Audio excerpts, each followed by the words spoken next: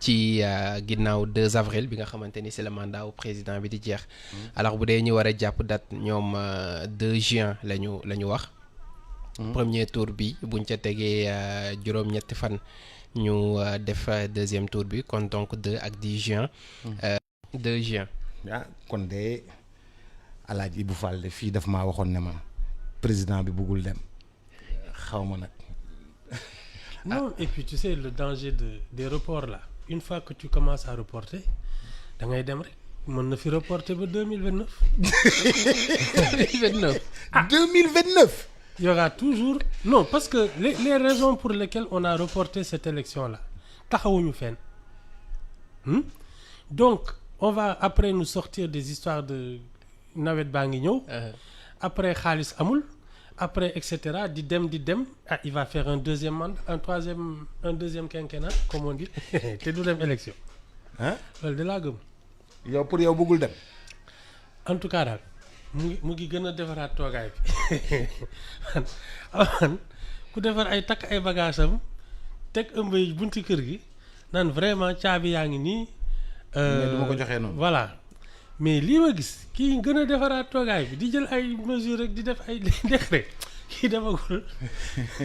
mais plus sérieusement ñi proposer 2 juin ku ko war a valider conseil constitutionnel. waaw xam nga président après mooy jël décret. waaw bind soumettre conseil constitutionnel. après ñoom ñu tontuwaat parce que mooy comme li ñu defoon la dernière fois bi mu jëlee décret annulé li nga xamante ni moom moo di convocation corps électoral bi ak assemblée nationale loi bi ñu voté woon ngir def ko le 15 décembre xam nga après conseil dafa ñëw neenal loolu. daal ni président amul sañ-sañu def li mu def. ci la ko invité woon mu tëgg élection yi dans les meilleurs délais. maintenant ñoom foofu lañ mën a yem ci invite boobu noonu. après président moom moo ni moom li mu bëgg mooy ñu acteurs yi déggoo ci benn kàddu moo tax mu ubbi dialogue bi mais dialogue boo xamante ni il faut le rappeler 17 candidats presque demuñu. dañu bañ. am na aussi ci ñi tuddee seen bopp les spoliés ñu ci bëri aussi demuñu donc ci ginnaaw gi ci la ñu teg 2 commissions yi nii donc ci ginnaaw gi président dina jël décret soumettre ko ki nga xamante ni moom moo di conseil constitutionnel ñu xoolaat ban décision lay génne. dañuy jëlaat décision 2 juin bi def ci décret jox ko conseil constitutionnel bu ko valider ñu dem 2 juin bu ko valider wul. xanaa bu boo ñu wër loo waat rek. Ibu bu ko valider wul. ñu reportaat rek jëm décembre. mu ne kon ñu xaaraat beneen décret ak beneen date encore. loolu laa fi gis parce que en principe man li ma gënoon jàpp s'ils voulaient faire preuve de bonne volonté ils essaieraient d'organiser les élections avant le 2 avril. Donc ce qui veut dire il est même question de la révision de son procès dans cette histoire d'amnistie. Qu'est-ce qui s'est passé entre-temps? dama ne la y a alors soit Karim Wade n'a jamais rien fait et dans ce cas ce serait de la haute trahison parce que c'est toute la République qu'on a embarqué dans cette affaire ay CREI ak yooyu. S'il n'a rien fait ça veut dire que ces gens-là se sont comportés de manière déloyale pour éliminer un candidat xam nga li ma la si il est coupable de ce parce que jusqu'à présent il est coupable je ne vois pas comment on peut confier un pays à quelqu'un qui a le record du détournement de tout le Sénégal c'est cette affaire de Karim Wade 138 milliards yi mu wax dama ko war a fay alors il faut qu'on nous explique soit il n'a rien fait et on a inventé de toutes pièces les accusations et c'est très grave c'est de la haute trahison. ñi ko jugé dañ leen war a juger très chaud.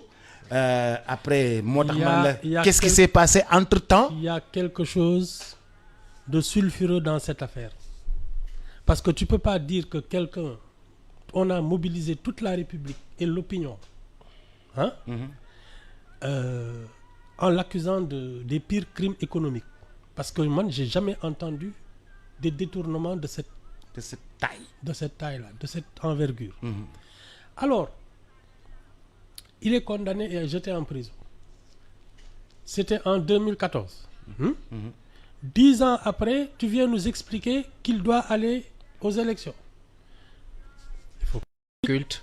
On a même parlé d'actes terroristes. Oui. ak yeneen yu ni mel. après ñu ne dara musul am. waaw ñu bëgg a ñëw effacer lépp. Et y a au même- moins il y a non, une non, cinquantaine y a de même personnes pire. yu si dee. Il y a même quelqu'un qui est accusé de tous ces faits-là et qui est candidat à la présidentielle. Bassirou Diomaye Faye. Il faut qu'on nous explique. La terre Les pires criminels aujourd'hui devraient aller à la présidentielle. Lui, c'est un crime économique, lui, c'est des crimes de droit commun et de trucs. C'est ça la version officielle. Aujourd'hui, tu nous dis ces gens-là, ils doivent aller à la présidentielle. Il faut qu'on nous explique. Quelle est la bonne version? Au nom de la réconciliation Non, nationale. non, non, non, non, non. Non, toi aussi. Réconciliation. Là. Ah mais loolu la président Non, wax. xuloo amu fi sax. Le pays est d'un calme plat avant qu'il n'arrête le processus électoral. ana kan ñoo doon xuloo. bi ñuy waaj a dem élection xuloo amul. waaye yow ñi jot a am du mu tudd ay parrainage déposer seen caution yooyu kii dañ doon bañ sax cat dugg leen dañ doon nëbbatu bañ ko